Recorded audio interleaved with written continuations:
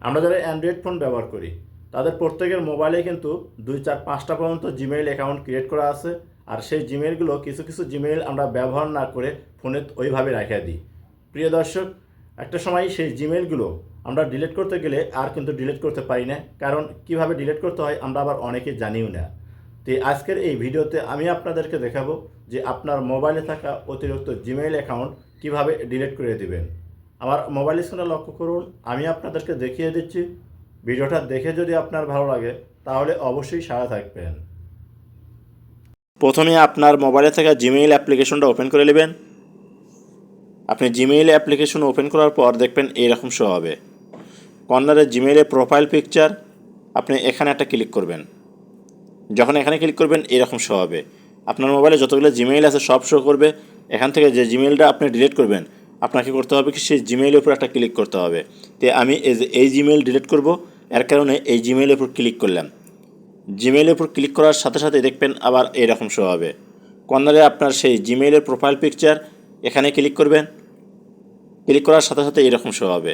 Manage your Google account এই অপশনটার উপর click করে দেবেন। যখন এখানে ক্লিক করবেন আপনার সামনে এরকম শো হবে। স্কিপ করে ওপর দিক নেবেন। আপনি স্কিপ করে ওপর দিক নেওয়ার পর একটা অপশন পাবেন ডাটা অ্যান্ড প্রাইভেসি। এই ডাটা অ্যান্ড প্রাইভেসি এই অপশনটার উপর একটা ক্লিক করে দেবেন। দেখবেন আপনার সামনে এরকম শো হবে। আপনি স্কিপ করে ওপর দিক নিতেই থাকবেন।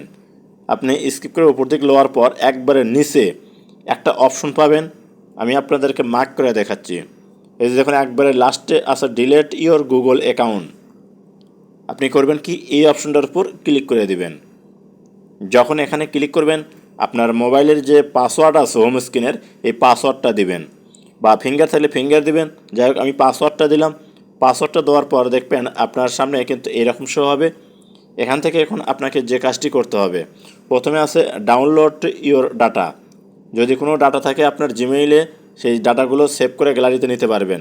যাই হোক আমি কোনো কিছু আর সেভ করবো না, এখান থেকে স্কিপ করে উপর দিক নিলাম। আপনারাও ঠিক এইভাবে নেবেন। নিচে দেখুন আপনার দুটো ঘর পাবেন। এই দুটো ঘরের উপর আপনি টিক মার্ক দিবেন, ক্লিক করে টিক মার্ক দিবেন। আপনি ক্লিক করে যখন টিক মার্ক দিবেন দেওয়ার পর নিচে দেখুন লেখা আছে কি ডিলিট অ্যাকাউন্ট।